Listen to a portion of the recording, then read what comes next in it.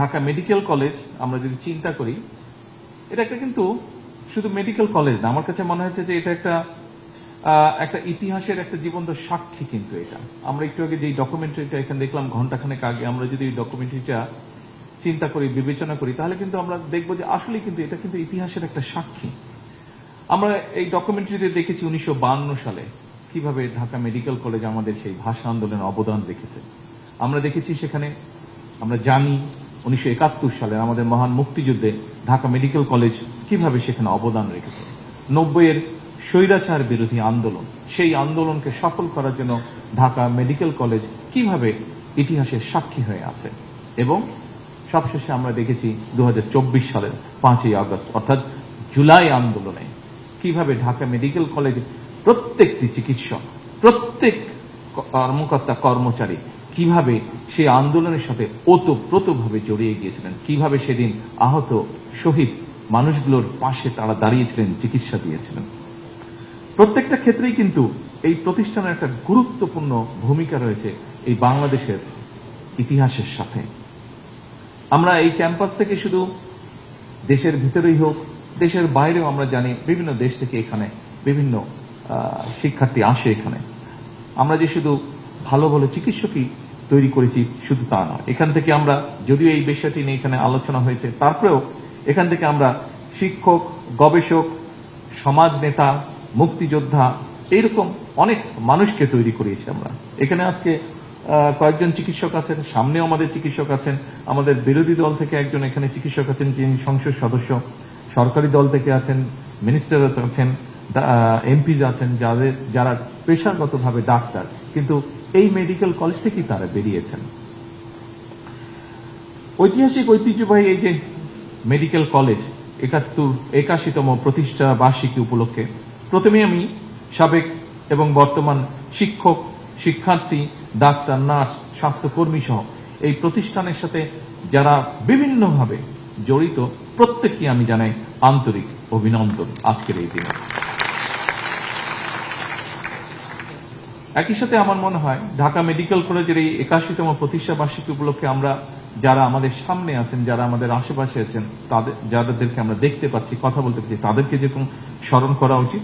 আজকের এই দিনে বোধহয় এমন অনেক মানুষ আছেন, আমরা ভিডিওতে দেখেছি, একটু ডকুমেন্টারিতে দেখেছি, যারা আমাদের মাঝে নেই, কিন্তু এই প্রতিষ্ঠানকে বেড়ে উঠতে যারা সাহায্য করেছেন, এই মানুষগুলোকে আমি মনে করি আজকের দিনে শ্রদ্ধার সাথে স্মরণ করা উচিত। সকল সম্মানিত উপস্থিতিবৃন্দ, ঢাকা মেডিকেল কলেজের এই যে যাত্রা, এই যাত্রাপথে দেশের সকল প্রান্তের সকল মানুষের কাছে কোনো না কোনোভাবে এই মেডিকেল কলেজটি পরিচিত। বিশেষ করে রাজধানীর মানুষের সার্বক্ষণিক একটা নির্ভরতার প্রতীক হচ্ছে এই ঢাকা মেডিকেল কলেজ। এই হাসপাতালের কোন একটি কক্ষে, এটাও আমরা দেখেছি, আমি যে বক্তব্যটা দিতে যাচ্ছি সেটাও আমার ডকুমেন্টারিতে সুন্দরভাবে ফুটে উঠেছে, কক্ষে অথবা করিডোরে প্রতিদিন এরকম অনেক মানুষ আছে, কেউ হয়তো আনন্দে ভরে উঠছেন, আবার বেদনাতেও ভরে যাচ্ছে যার মন। এখানে নতুন জীবন স্পন্দন যেরকম এখানে তৈরি হচ্ছে, একইভাবে হয়তো এখানে অনেক জীবন আলো নিভে যাচ্ছে। টেলিস্কোপ হাতে এক প্রান্তে যখন একজন ডাক্তারের, টেলিস্কোপের একটা প্রান্তে যখন একজন ডাক্তারের কানে থাকে, ঠিক অন্য প্রান্তে তখন স্পন্দিত হয় একটা মানুষের জীবন, আর চিকিৎসক এবং রোগীকে ঘিরে আবর্তিত হয় কিন্তু একটা পরিবারের অগাধ বিশ্বাস। সম্মানিত উপস্থিতিবৃন্দ, যারা চিকিৎসা পেশায় নিয়োজিত রয়েছেন, একটু আগে আমি যে কথাটি বলেছি আলোচনা প্রসঙ্গে, কিংবা একজন চিকিৎসক হওয়া পর্যন্ত যারা পড়াশোনা করছেন, আমাদের ইন্টার্নি যারা আছে তারাও তাদের বিষয়গুলো তুলে ধরেছে আমাদের কাছে। প্রত্যেকটা মানুষের মনোজগতে কিন্তু আমরা যারা নন ডাক্তার, আমাদের যাদের চিকিৎসা আপনাদেরও প্রয়োজন হয়, তারপরেও আমরা মনে করি যে আপনারা সবসময় সুস্থই থাকেন। আমরা যারা নন ডাক্তার, আমাদের চিন্তা ভাবনাই কিন্তু আপনারা এমন একজন মানুষ হিসাবে আমরা আপনাদেরকে চিন্তা করি, যার কাছে কিন্তু আমরা একটা ভরসা পাই, যার কাছে আমরা ভরসা পাই একটা পরম বন্ধু হিসেবে। বিশেষ করে মানুষ কখন যায় আপনাদের কাছে? মানুষ আপনাদের কাছে যায় কিন্তু বিপদে পড়লেই, এবং একজন মানুষ বিপদে পড়ে যখন আরেকজন মানুষের কাছে যায়, তখন কিন্তু সে সেই মানুষটাকে তার ভরসার আশ্রয়স্থল মনে করে বলেই কিন্তু তার কাছে যায়। সেরকম একটি পরিস্থিতিতে মানুষ আপনাদের কাছে যায়। চিকিৎসকগণই কিন্তু রোগে শোকে কাতর মানুষের পরম বন্ধু হয়ে ওঠেন, এবং এই কথাটি আমি আমার জীবনে এটি উপলব্ধি করেছি। এই দেশেরই প্রখ্যাত কয়েকজন চিকিৎসক আমার মাকে অনেকগুলো বছর ধরে চিকিৎসা দিয়েছেন। প্রত্যেক মুহূর্তে ওনারা তাকে টেক কেয়ার করেছেন। উনি মৃত্যুর কিছুদিন আগে উনি বিদেশে গিয়েছিলেন। এখানে ডিবেট হচ্ছিল আমাদের মধ্যে যে আবার ওনাকে নিব কি নিব না, নিব কি নিব না।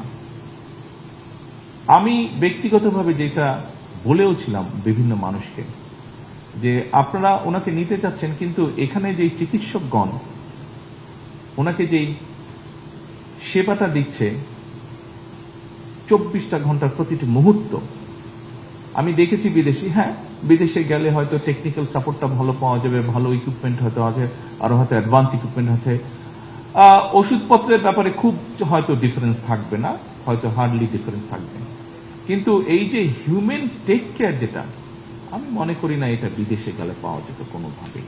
যে সেবাটা ওনার জীবনের শেষ দিন, আমি বলবো শেষ মুহূর্ত পর্যন্ত, শেষ মুহূর্তে আমার আল্লাহ তৌফিক দিয়েছিলেন, আমি সেখানে ঠিক থাকতে পেরেছিলাম। আমি দেখেছি সেই মানুষগুলো কিভাবে ওনাকে সেবা দিয়েছেন, কিভাবে শুশ্রূষা করেছেন ওনার। এইটা বোধহয় যতই ভালো হসপিটাল হোক পৃথিবীর, যতই অর্থ দিয়ে হোক, এইটা পাওয়া যেত না। সেজন্য ব্যক্তিগতভাবে আমি সেই মানুষগুলোর কাছে অত্যন্ত কৃতজ্ঞ। উপস্থিতিবৃন্দ, হাসপাতালের নিরাপত্তা ব্যবস্থা তথা চিকিৎসক, নার্স এবং সকল স্বাস্থ্যকর্মীর নিরাপত্তা নিশ্চিত করতে এর ভিতরে যেটি আলাপ আলোচনা হয়েছে, আমাদের প্রত্যেকটা স্বাস্থ্য উপজেলা কমপ্লেক্সে আমরা নিরাপত্তা ব্যবস্থাটা জোরদার করেছি। কিছুদিন আগে ওসমানী উদ্যানে আমাদের যারা উপজেলা হেলথ কমপ্লেক্সে কাজ করেন সরকারি চিকিৎসকগণ, তারা এটি বলেছিলেন, এবং তাৎক্ষণিকভাবে আমি সেই ব্যবস্থাটি সমস্যার সমাধানের চেষ্টা করেছি। ব্যাপারটি ধীরে ধীরে আমরা সিচুয়েশনটি নিশ্চয়ই উন্নত করতে সক্ষম হয়েছি।